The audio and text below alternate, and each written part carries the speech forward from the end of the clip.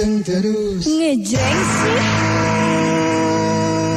Pandri, selamat pagi, Pandri. Selamat pagi. Wih, suaranya kalah kita nih, ngebasnya kalah nih.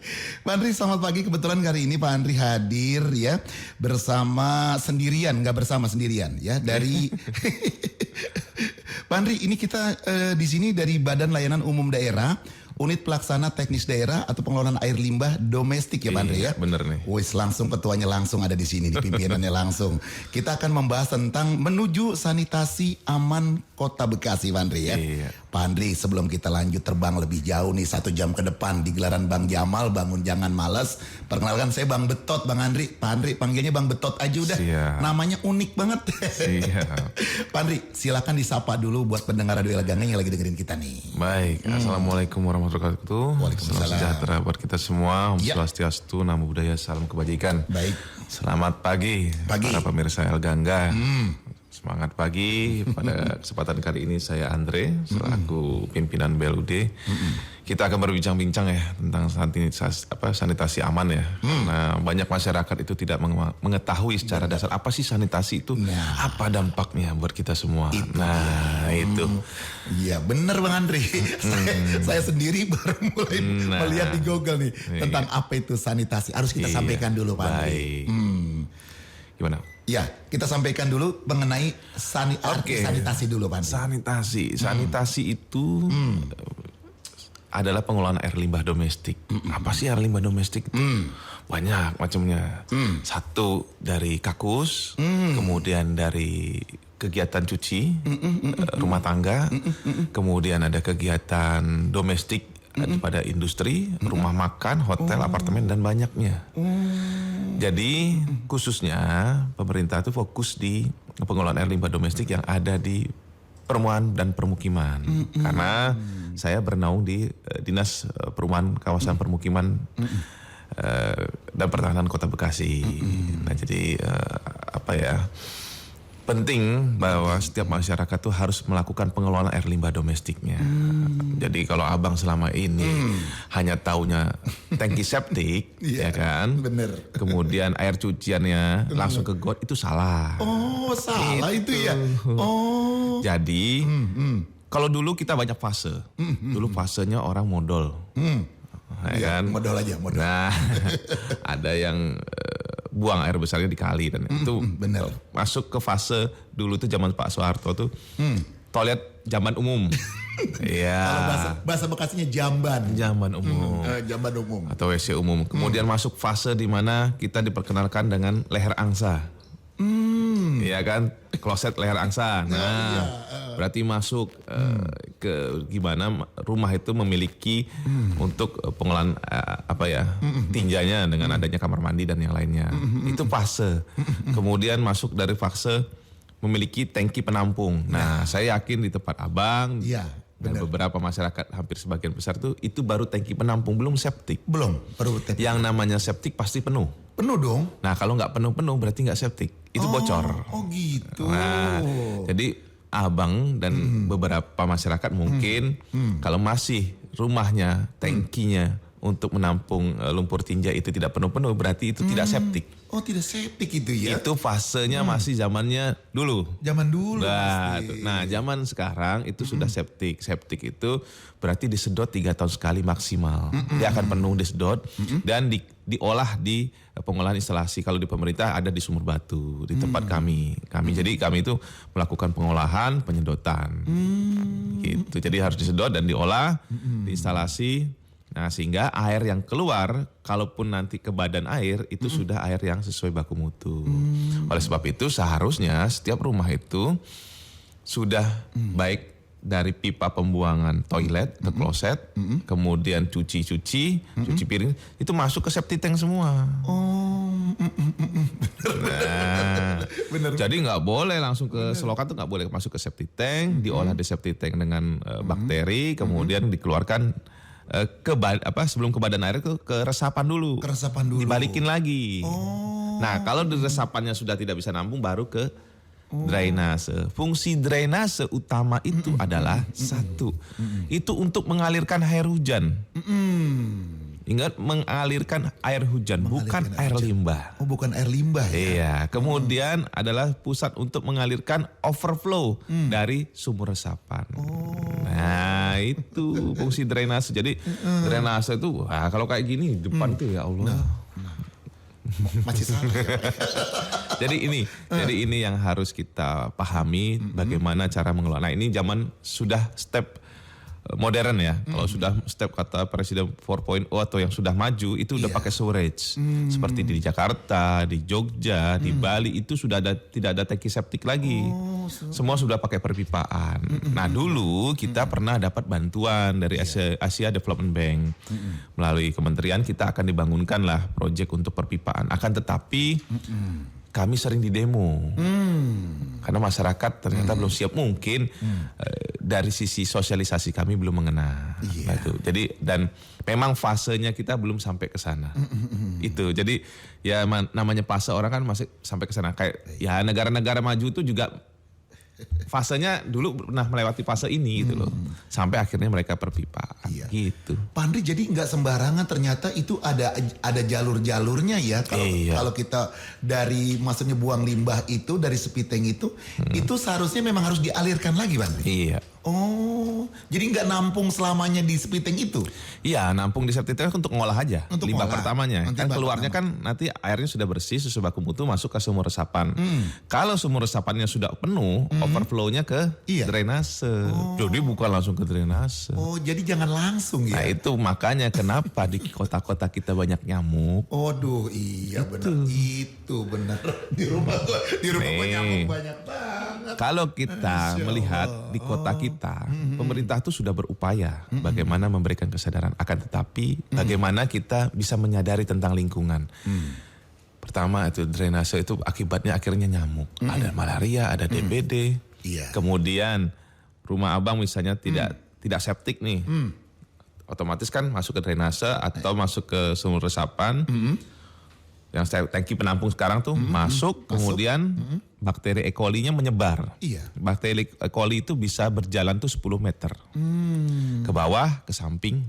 Nah, kalau rumahnya RSSSSS atau di permukiman yang padat itu yang gang, kata orang ya mohon maaf kata gangnya senggol bacok. Nah, itu dia. Nah, ini gimana? Nah, ini. Kemudian akibatnya apa? Stunting. Nah, stunting kan? Nah, kalau udah stunting, pertumbuhannya jelek, angka stunting kita juga masih tinggi walaupun sekarang sudah beranjak menurun angka stuntingnya oleh pemerintah Kota Bekasi sudah berupaya dan terima kasih juga masyarakat mendukung untuk program stuntingnya.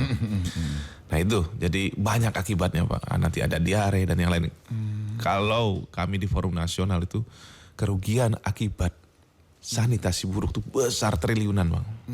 Itu yang nggak pernah Abang berapa kali mencret dalam sebulan. Waduh, kayaknya sering juga sih kadang-kadang. Pencernaan tuh berapa?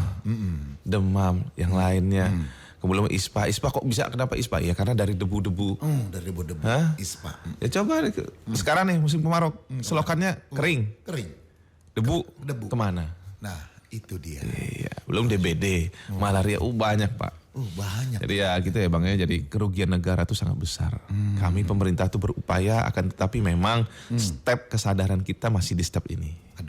Semoga generasi penerus sudah masuk ke step berikutnya. Bang Andre, saya melihat sekarang yang sedang program pemerintah jalankan yang membuat Sepiteng dari pemerintah. Itu reseptif belum? Itu reseptif belum? Iya itu. Jadi gini, banyak di masyarakat itu hampir 7.000 rumah tidak memiliki tangki septik. Dan rata-rata adalah masyarakat yang tidak mampu. Nah, melalui Dinas Perumahan Kawasan Permukiman ini di Perkimtan, kami ada program namanya DAK dari pusat, kemudian juga ada program dari APBD juga untuk membantu tangki septik. Nah, bisa kami sampaikan juga melalui forum ini bahwa yang mendapatkan bantuan itu besok penyedotannya gratis. Jadi yang nggak mampu kan otomatis udah dikasih septik. Kan pasti sedot lah. Terus biayanya gimana? Digratiskan. Nah, jadi gitu. Itu udah program stimulusnya ya. Nah kemudian bagaimana yang mampu, tapi belum ada uang, MBR misalnya. Cakep nih. Nah itu bisa menghubungi UPT Depal. Kami itu menyediakan satu penyedotan, pengolahan, kemudian penjualan tangki septik. Kalau yang mampu daripada beli di toko material misalnya tidak jelas SNI-nya, hanya label SNI aja, tidak ada. Karena gini, tangki septik yang benar itu harus ada 2 sertifikat. Satu SNI. SNI itu untuk apa ya? Materialnya, fibernya dan yang. Tapi harus ada Puslit Bangkim. Ada sertifikat Puslit. Itu untuk teknologinya. Jadi yang ada tangki septik harus dicampurin bakteri setiap periode berapa bulan, itu bukan SNI. Yang SNI itu nggak ada kayak gitu-gituan. Nggak ada gitu-gituan. Nah itu. Jadi hati-hati. Nah kami UPTD PAL itu sudah ditunjuk oleh 5 produsen untuk menjadi distributor di Kota Bekasi dan nasional. Sehingga masyarakat kalau ingin membutuhkan tangki septik bisa ke kami. Terus pas udah beli tangki septik nih, mau bangun di rumah, aduh harus bongkar garasi, harus bongkar gali-galian, gampang. Iya. Nah ini. Gimana gampangnya? Gampangnya. Ada kredit.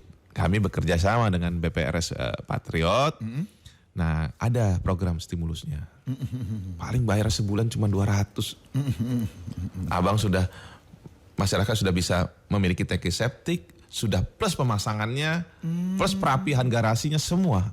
Waduh. Wah, itu ada. Nanti bisa dikunjungin di hotline kami, di web kami, bisa ada. Web kami itu sekali lagi di BLUD Kota Bekasi, BLUD PALD.bekasikota.co.id. Bener Bang Andri, ini jadi kembali lagi bener tentang penyedotan tadi. Kalau saya sering lihat di masyarakat, kenapa sih Sepiting itu sampai tahunan gak disedot? Jadi kendalanya tadi yang menyedot terlalu mahal itu Bang Andri. Iya, nah terlalu mahal ya? Terlalu mahal. Sekarang ada program promo sampai tanggal 20 November. Itu penyedotan cukup satu rumah 200.000. Akan tetapi syarat dan ketentuannya ada. Syaratnya apa? Harus dalam satu RT atau RW atau satu perumahan itu minimal 10 rumah. Nyedot barengan. Cukup bayar 200.000. Bareng 10 rumah. Iya. Nah. Akan tetapi bagi perumahan-perumahan atau kawasan permukiman atau kampung-kampung yang ingin daftar, mohon maaf, baru jadwalnya bisa kami layani tanggal 15 Oktober. 15 Karena Oktober. dari kemarin kami baru buka launching itu 4 jam, itu sudah 500 rumah. Sekarang hampir 1.000 lebih. Baru 4 Jadi jam sudah tiap hari sudah penuh nih. Nah, sudah penuh. Kalau ada yang berminat, nanti dapat jadwalnya di tanggal 15 ke atas. Ayo buruan. Ayo buruan. Karena kemarin launching pertama di perumahan Sakura itu 100 rumah. 100 rumah. Waduh. Belum di perumahan-perumahan sekitar, Galaksi dan yang lain banyak. Waduh. Nah masyarakat, ayo, momen ini penting. Momen penting. Sayang gitu loh. Dan kami pun kalau ditanya nanti ada pertanyaan biasanya, kami truk swasta gimana, mati dong pasar-pasar. Nah. Tidak. Kami dalam proses, kami itu cuma punya 9 armada. Tapi armada yang berkeliaran di Kota Bekasi itu ada 137 truk. Kami pasti menggunakan KSO, namanya kerjasama operasional. Jadi mereka tuh tetap bekerja di bawah kami. Jadi program kalau ada 100 rumah sehari nggak bisa mungkin kami pasti melibatkan mereka ini. Nah gitu. Jadi kalau kita nyedot ke swasta, kadang-kadang banyak yang nakal. Iya. Nah, Itu dia. dengan pemerintah otomatis kenapa kami bisa jamin truk-truk swasta itu akan membuangnya ke kami karena setiap perintah pelayanan adanya dari BLUD. Baik. Gitu. Pak Andri ini luar biasa Pak Andri. Pokoknya buat mitra zaman siar silakan. Yang mau nggak jelas silakan bertanya langsung nih ke Pak Andri nih. Saya juga nanti banyak pertanyaan soalnya. Oke. Pak Andri ada yang melewati link satu ini ya. Siap. Jangan kemana-mana. Tetap di gelaran Bang Jamal. Bangun jangan malas. Pak Andri ini kaitannya dengan PDAM yang lagi rame banget nih Pak Andri di Bekasi nih. Nggak apa-apa ya, nggak apa-apa ya. Sampai ada instruksi gubernur bagaimana menyelamatkan Nah itu dia. Kali Bekasi yang hulunya yaitu Kali Cikeas dengan Kali Cilengsi. Nah itu dia. Dicari perusahaannya, mana yang nakal. Nah kan? bener. Saat perusahaannya sudah ditutup kok masih hitam. Masih hitam aja. Sampai sekarang masih hitam. Kita ambil case aja ya. Boleh. Oke. Mungkin pemirsa semua tahu perumahan Grand Galaxy. Waduh, benar. Oke. Itu mulai dari ujung polder Galaxy sampai ke perempatan Pekayon yang masuk rumah di depan itu apa ya namanya? Pondok Mitra Lestari. Pondok Lestari. Di tengahnya dulu dibangun kan drainase besar ya. Bener gorong-gorong yang cukup besar. Itu berapa ruko? Rukonya enggak ratusan, ribuan. ribuan. Berapa ratus yang memiliki usaha kuliner. Kuliner. Hampir semuanya. Oke. Kuliner di situ. Semua langsung tanpa melalui instalasi pengolahan air limbah domestik. Jadi seharusnya setiap usaha itu memiliki IPAL. Instalasi pengolahan air limbah domestik. Iya.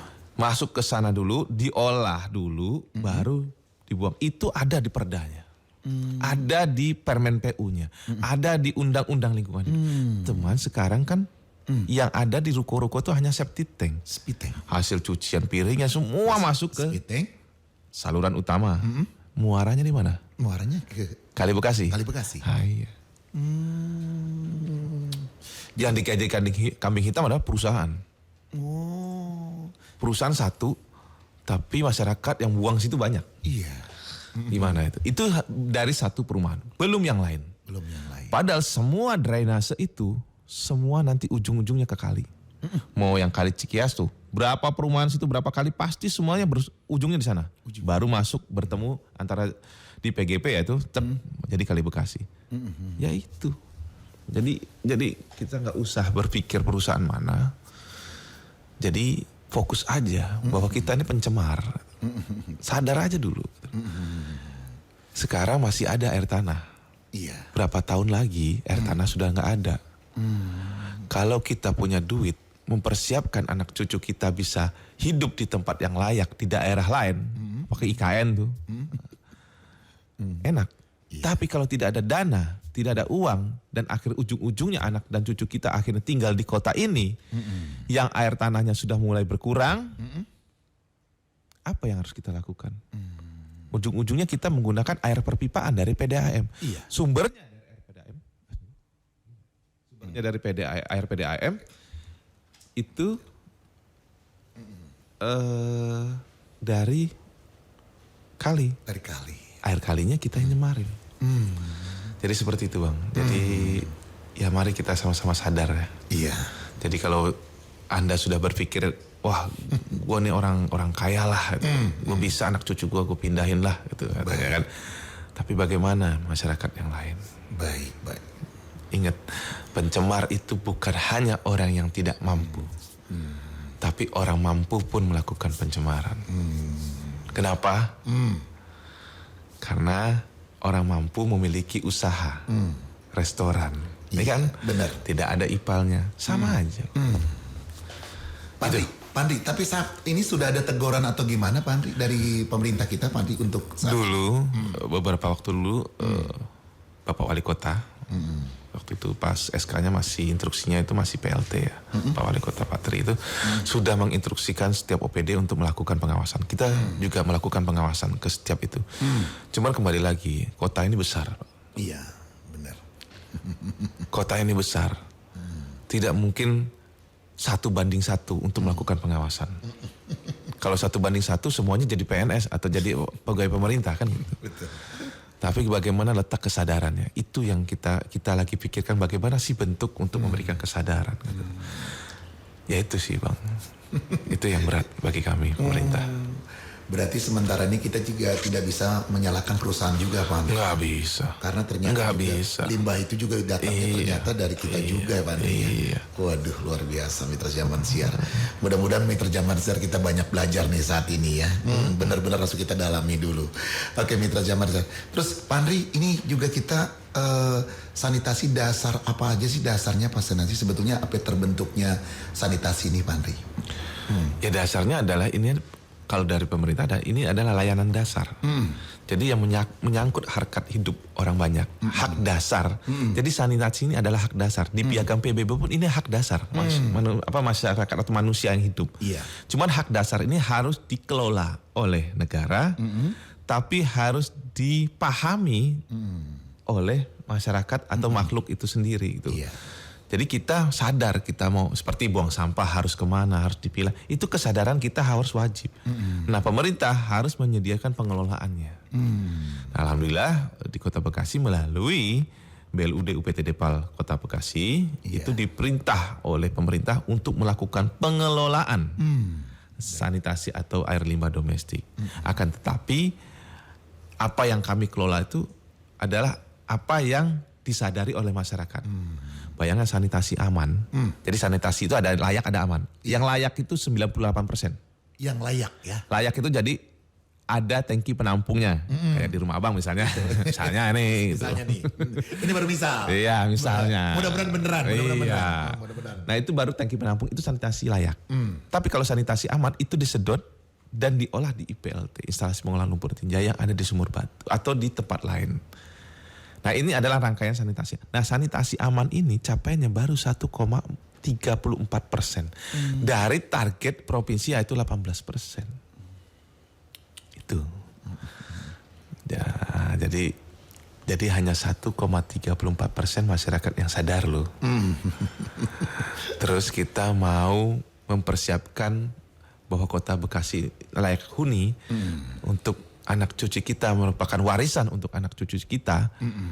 Nah itu harus kita sama-sama sadar. Wis. Tanpa ada kesadaran, udahlah percuma. Berarti dari sekarang Pak Andri, Iya. jangan sampai terlambat. Iya. Untuk anak cucu kita nanti bakal ke depan. Dan kalau boleh, saya berpesan, kita banyak kampus universitas nih. Stop demo-demo masalah yang umum-umum. Masalah kita sendiri yuk.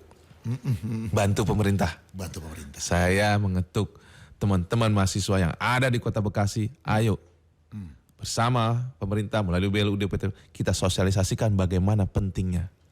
Kalau Anda nanti ingin tinggal di Kota Bekasi dan Anda nikah dan anak Anda akan tinggal di Kota Bekasi, ayo kita rawat Kota Bekasi. Sama-sama kita rawat. Gak usah kita demo isu-isu yang besar. Demo diri kita sendiri. Iya. Ayo bareng, dan saya juga membuka peluang bagi universitas yang ada di Kota Bekasi, kalau ada program KKN ya, Iya. gak usah kemana-mana. Adakan lagi program KKN itu. Dulu pernah saya diundang di Unisma. Ayo galakkan lagi program KKN. Terjunkan mahasiswa Anda ke kampung-kampung dan perumahan yang ada di Kota Bekasi. Biar tahu bagaimana pemerintah itu dengan bersusah payah menyadarkan masyarakat. Gak usah keluar, sini aja dulu. Ya kan gitu? Betul. Itu. Pak Andri diseru nih. Kalau tentang itu. Pak Andri pasti ada isu tentang sanitasi Pak Andri ya? Iya. Isunya pasti ada ya? Ada. Nah isunya tadi itu. Sanitasi aman masih 1,34%. Air permukaan yang ada di kali-kali 80% tercemar sedang. Waduh, tercemar banget. Sedang loh. Semuanya sudah tercemar. Mau pakai apapun bahan bakunya, kalau mau PDAM Anda itu harganya rendah, kelola air bakunya, yaitu dari kali. Kalau air bakunya sudah bersih, air minumnya nanti juga turun kok tarifnya. Gitu ya Pak Andri. Nah kita makin seperti ini Bang. Kalau kita kelola, kita olah. Kenapa berhenti? Karena sudah tidak mampu lagi Bang. Iya. Mau bagaimana lagi mau diolah air seperti ini gitu loh, yang dikali. Iya. Tidak akan layak gitu loh. Nggak layak Pak. Kita mau mendemo seperti apapun PDAM misalnya, tapi air bakunya ini seperti ini. Kami mungkin ya menurut saya ya, PDAM juga berpikir, lah kalau ini nanti saya distribusikan juga tidak pantas. Mereka juga punya hati nurani juga untuk mendistribusikan air seperti ini. Gitu. Itu. Memang kemarin sempat jadi Bang Jamal itu ada gelaran namanya sewot untuk melaporkan atau mengadukan tentang air keruh Pak Andri. Memang hampir daerah Kaliabang sama daerah mana tuh sudah 1 minggu ini nggak dapat air bersih Pak Andri. Iya kemarin tuh ada, saya lupa di kelurahan mana tuh. Ada tetangga yang mengadukan tetangganya, itu selokannya kok isinya tinja semua. Katanya alirannya tidak melalui septic tank. Itu ribut Pak tetangga. Sampai akhirnya dibawa ke tingkat dinas, diselesaikan bersama. Saya lupa kelurahannya. Saya lupa. Itu sampai kita pun datang, kita cek. Oh tidak langsung ke sini. Ini tinja dari mana ini? Gitu. Nah itu kita sudah. Nah kita juga berharap kalau ada forum-forum itu, mari kita adukan. Bukan perusahaan, bukan pemerintah, coba kita adukan tetangga kita yang tidak mengelola air limbah domestik dengan baik. Cuma sebelum mengadukan orang lain, pastikan diri kita juga mengelola air limbah domestiknya dengan baik. Baik. Mitra silakan bertanya langsung tentang sanitasi yang belum jelas ke Pak Andri langsung, karena ini luar biasa buat kedepannya bagaimana nanti tentang anak dan cucu kita. Bang Andri seru banget nih. Saya juga sekarang jadi tahu menuju sanitasi aman buat Kota Bekasi. Kalau bisa Kota Bekasi segeralah Bang Andri biar ada perubahan nih. biar ada perubahan. Ya harus bersama lah. Mau perubahan secepat apapun kita harus bersama, berkolaborasi antara pengusaha, antara masyarakat, kita saling menyusun dunia pendidikan juga. Kalau boleh saya sampaikan juga, Boleh. sekarang kalau ada program KKN jangan keluar. Kenapa coba gini? Kita ada universitas, terjunkan ke kampung-kampung, misalnya ada yang di Margahayu, ada di Pejuang, banyaklah permukiman kumuh. Saat mahasiswa ke sana, petakan masalah di kampung itu apa? Di perumahan juga nggak masalah. Wah, di perumahan ngapain? Jangan salah. Perumahan-perumahan yang sekarang ada itu produk jadul yang belum ngikutin peraturan yang terbaru, yang harus komunal dan petakan semua. Dari pemetaan yang dilakukan oleh mahasiswa, itu yang akan sebagai hasil dari KN disampaikan ke pemerintah. Disampaikan ke legislatif. Kenapa? Dari situ muncullah, dari anggota dewan yang terhormat tahu, strategi kampung ini. Jadi hasil dari pemetaan mahasiswa itulah menjadi cikal bakal pembangunan di Kota Bekasi yang bisa digunakan, diadop oleh pemerintah sebagai strategi penanganan dari pemerintah, dan untuk dewan yang terhormat bisa menjadikan program prioritas mereka. Itu daripada anggaran kita habiskan untuk melakukan pemetaan kampung, kenapa nggak mahasiswa yang sana? Contoh, kami kenapa akhirnya menjadi BLUD UPT Depal menjadi barometer nasional? Karena kami menerima mahasiswa-mahasiswa yang PKL. Setiap PKL kami suruh, misalnya dari teknik lingkungan, coba kami pengolahan kami ada masalah ini, coba kamu teliti. Kami dari strategi pemasaran, coba kamu teliti. Hasil penelitian itu dijadikan bahan bagi kami untuk memperbaiki institusi kami. Daripada saya harus mengeluarkan anggaran dari negara untuk memetakan apa masalah dari organisasi saya, yang saya pimpin maksudnya. Nah itu, kita ada resource itu, kita ada sumber daya yang ada. Ayo kita berkolaborasi. Kalau misalnya ABPD nggak ada, kita ada dana CSR. Program dari mahasiswa tuh bisa digandeng. Pakai apa? Misalnya PTA, PTB, PTC. Ayo mendanai kampung yang mana? Mendanai kampung yang mana? Nggak masalah. Mau dilabelkan merek perusahaan itu nggak masalah. Yang penting kampung itu beres. Permukiman itu beres. Kalau di kota tuh adanya permukiman. Tidak ada kampung. Adanya permukiman. Jadi namanya itu. Kalau yang lebih baku lagi, ada perumahan terstruktur yaitu perumahan, ada yang perumahan yang tidak terstruktur, ada itu permukiman atau kampung. Gitu. Jadi itu pentingnya dunia pendidikan itu untuk berkolaborasi dengan pemerintah itu. Dari hasil perencanaan yang mereka buat, identifikasi, itu bisa dijadikan oleh teman-teman mahasiswa dalam mengontrol jalannya pemerintah. Itu adalah indikator kontrolnya. Jadi jangan indikatornya bias ya. Wah ini gini, jangan. Indikatornya itu dulu. Ini perencanaan yang saya buat, hasil pemetaan dengan teman-teman. Sampai tahun ini kok belum dibangun-bangun. Kemana aja kalian? Kan gitu. Iya. Itu. Jadi jangan semua diserahkan pemerintah. Pemerintah juga ada batasannya kan gitu. Satu orang ASN atau pegawai pemerintah itu berbanding berapa yang harus diurusin kan gitu. Kita ada 2,7 juta jiwa loh. Nah, makanya teman-teman mahasiswa banyak. Setiap tahunnya pasti bertambah. Nah, dari pemikiran-pemikiran intelektual, mahanya di atas siswa kan, memiliki pemikiran intelektual. Ayo, di sini ada Universitas Bayangkara ya, ada Unisma, terus ada lagi itu banyak tuh. Ada yang setia itu sekolah tinggi. Udah terjunkan itu, buat mata kuliah itu. Ayo kita gugah itu. Mahasiswa kamu bisa. Iya. Jadi kalau ada BEM, BEM-nya jadi pemerintah gini-gini, ini indikatornya. Ini indikatornya. Jangan, wah ini ada kasus korupsi ini gini. Itu boleh dikontrol, tapi sebaiknya mengkontrol tuh ini loh ada indikator kontrolnya. Gitu. Jadi kalian saat berdemo itu berdemo yang memiliki intelektual indikatornya. Harus ada indikatornya. Kalau korupsi pasti ada indikatornya, kok belum naik, nah itu oke lah. Cuman yang lain ini harus ada indikatornya untuk sama-sama mengawal jalannya pemerintah ini on the track. Pemerintah tuh sudah membuat RPJMD, PRJMD, ada RPJM, jangka panjang RPJPD ya. Iya. Jadi semua kerangka itu sudah ada. Nah, kita mengontrolnya seperti apa? Itu. Oke, visi misi kepala daerah A, B, C, D. Ada misinya sekian. Nah, mahasiswa harusnya bisa dong. Badan eksekutif mahasiswanya datang, kontrolnya sampai mana? Nah, bagaimana bisa mengontrol, kawasan ini kok belum dibangun-bangun? Kalau mereka KKN di situ, kami melihat loh, ini harusnya punya taman sekian unit, jalannya sekian panjang harus perbaiki, drainasenya, pengelolaan air limbah domestiknya. Nah, semua. Nah, itu Bang. Pak Andri, berarti nggak ada kata terlambat untuk saat ini untuk pembenahan, Pak Andri? Tidak, kita ada masa emas, Indonesia emas yang akan kita capai. Ayo dari sekarang kita sama-sama. Iya. Semua kolaborasi.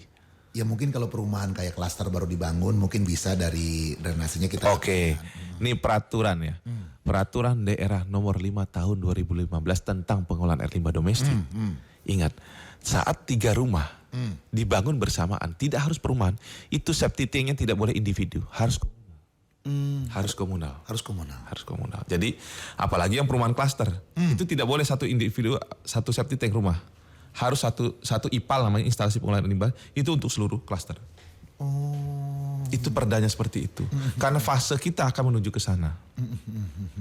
Gitu. Iya, mudah-mudahan ini didengar oleh para kontraktor nih yang sekarang kita lihat ini sekarang memang pembuatan klaster lagi luar biasa di kampung-kampung. Banyak. Di samping ini ada apartemen. Bisa kita awasi bersama. Baik. Mahasiswa pasti bisa. Mahasiswa. Kami benar-benar, saya terutama pribadi ya, sangat menunggu mahasiswa untuk melakukan program kerjasama. Dulu sudah ada. Dulu dengan teman-teman lingkungan dan mahasiswa Wisma tuh, almarhum Bu Nuri waktu itu dosennya, akhirnya jadi RW 26 Margahayu yang sekarang hutan bambu. Hutan bambu. Itu salah satunya. Dulu itu tempat helikopter. Akhirnya saya masuk dengan program DAK. Iya. Dan dari Banprov itu kita membenahi jalan drainase air limbah domestiknya. Sekarang semua memiliki tangki septik, kemudian ada jamban komunal di sana. Jadi kali Bekasinya sudah bersih. Tidak ada lagi helikopter. Dulu ya. banyak banget helikopter Sudah. di situ ya. Nah, kemudian saya saya fasilitasi dengan Sangga Buana.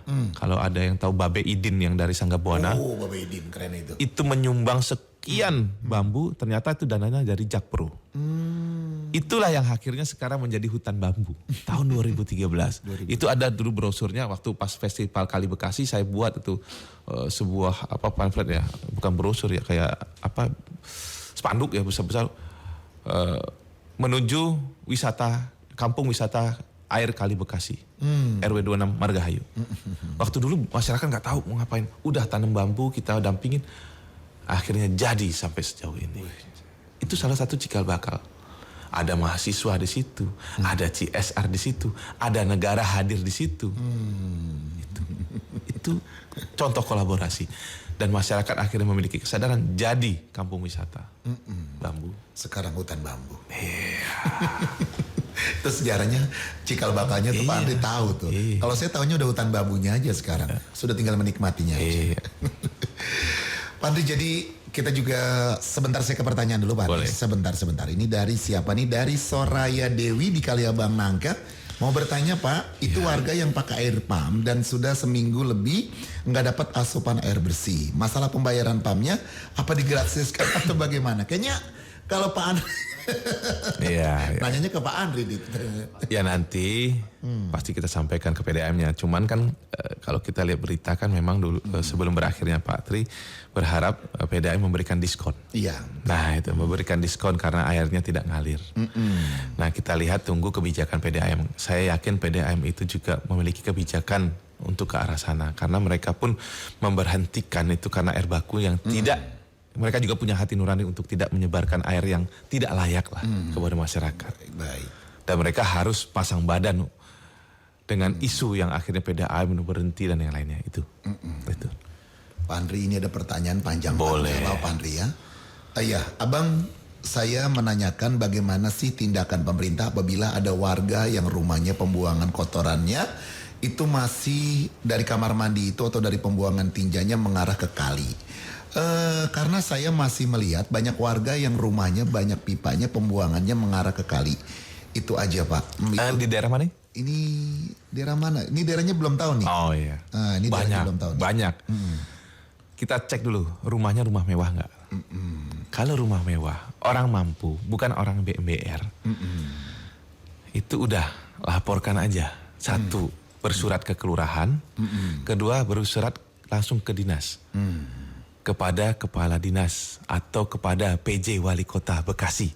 Langsung aja, nanti ada disposisinya langsung untuk melakukan penindakan. Iya. Karena jelas sudah melanggar Perda, Undang-Undang Lingkungan Hidup, Permen PU nomor 4 tahun 2017 tentang pengolahan air limbah domestik. Itu sudah kena semua. Ada sanksinya.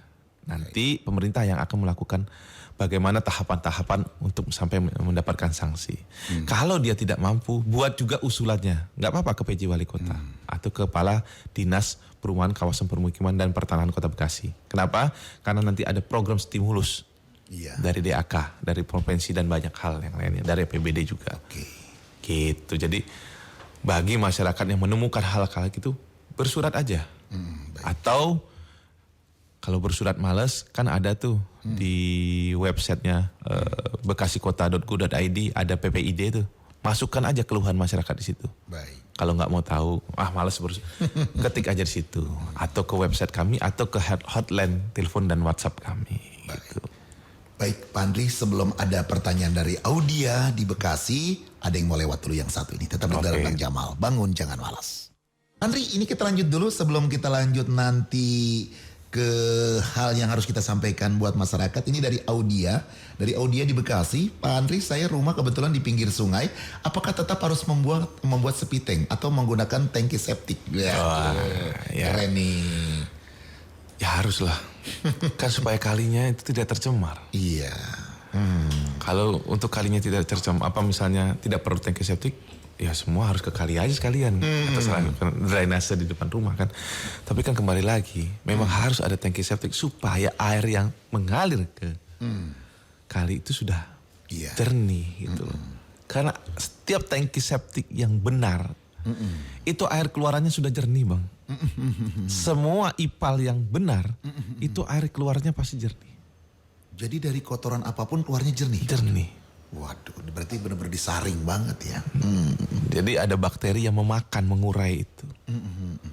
Jadi kalau misalnya akhirnya ujung-ujungnya masih keruh, berarti bukan SNI. Apalagi setiap 3 bulan ngasih bakteri dan yang lainnya. Nah itu. Baik. Baik, ayo dia mudah-mudahan jelas ya. Pak, dari Betot sendiri nih Pak, sebagai penyiar Elgangga mau tanya. Supaya ini, karena saya juga menjadi keanehan tentang split tank saya yang gak penuh-penuh. Ini kalau split tank gak penuh-penuh, berarti udah gak baik Bang. Pasti. Pasti udah baik. Ini saya harus menutup yang lama membuat lagi atau sudah harus beralih ke tangki septik, Pak Andri? Ya, harus ke tangki septik lah. Baik. Memang hanya 5 produsen yang menuju kami menjadi distributor, tapi banyak kok produk yang lain. Ada program yang produk-produk yang lain. Memang starternya biasa pakai bakteri. Kenapa starternya pakai bakteri? Agar langsung ada bakteri, tidak menunggu lama. Gitu. Baik. Jadi bakteri itu awalnya itu untuk starter, gitu loh. Untuk itu, jadi pas digunakan sudah ada bakteri di dalamnya gitu. Kalau enggak kan kita harus ngumpulin tinja dulu sehingga berkembang biak bakterinya baru dia mengolah dengan baik. Nah, starter bakteri itu untuk itu. Ada beberapa produk menggunakan itu, ada yang beberapa produk tidak menggunakan itu, ada yang beberapa IPAL menggunakan kotoran sapi. Itu starter bakterinya. Macem-macem berarti ya. Nah itu jadi ya kalau misalnya rumah abang tadi masih seperti itu rembes ke sumur, dimana nanti sumur dipakai untuk wudu ya kan. Nah itu. Ya samanya kan muter-muter aja kan. Muter-muter itu sebabnya aja. Kenapa orang kota sakitnya banyak dibanding orang-orang yang di perkampungan ya karena itu pola hidupnya. Nah, karena muter-muter doang penyakitnya. Nah ya jadi harapannya ya rubah tangki penampunnya menjadi tangki septik yang produknya mendapatkan 2 sertifikat SNI dan Litbang PU. Nah, kemudian dari itu kalau tidak ada uang ada program kredit kok. Semua, jadi pemerintah tuh sudah menyiapkan, jadi ada namanya program one stop shopping. Iya. Itu kami bekerja dengan UNICEF itu. Jadi UNICEF itu ada suatu lembaga yang membantu kami untuk bagaimana operator ini menjadi tempatnya one stop shopping. Jadi masyarakat ingin bertanya bisa ke BLUD, ingin mendapatkan produknya bisa ke BLUD, minta pelayanannya bisa ke BLUD. Jadi BLUD menjadi pusatnya one stop shopping untuk pengelolaan air limbah domestik. Baik. Nah, kalau bisa saya sampaikan nomor teleponnya boleh? Boleh. Oke. Ya, memang di sini juga ada yang bertanya nih, Oke. kemana masyarakat biar tahu infonya tentang ini semuanya. Boleh, Kebetulan bisa pas dicatat nih. ya. Oke, silakan. 021 021 22 22 11 4998. 4998. Di 021 22 11 11 4998 atau di 22 11 ya. 4553. Dan layanan WhatsApp kami di 0813 Iya. 82 2772. Saya ulangi lagi 0813 Iya. 82 2772. Itu Oke. layanan WhatsApp kami. Ya baik. Yang pertama tadi di 021 22 11 4998. Yang keduanya di 22 11 4553. Iya. Dan satu lagi di 0813 Iya. 82 82. 82272. Iya. Baik, Mitra Zaman Siar 2772 ya, 2772. Wira Sableng. Iya. Oke, Mitra El Gangga juga nanti kalau kurang jelas bisa langsung infonya ke El Gangga ya. Nanti El Gangga akan memberikan informasi juga yang teleponnya. Terus selain dapat masyarakat tahu tentang info ini, Pak, di websitenya ada Pak, websitenya boleh? Oke. Websitenya itu lengkap. Lengkap banget Jadi nih. kalau yang nanti ada truk swasta punya usaha, saya harus bagaimana bisa bermitra dengan BLUD Kota Bekasi seperti apa. Iya. Terus bagaimana perusahaan-perusahaan kalau mau kerja sama dengan BLUD, itu ada di website semua. Ada di BLUD, PALD, .bekasikota.go.id. Oh, di situ adanya. Gampang carinya ya. Jadi BLUD, BLUD, PALD, .bekasikota.go.id. Oh, di situ. Semua ada di sana. Di semuanya ada di situ ya. Ya.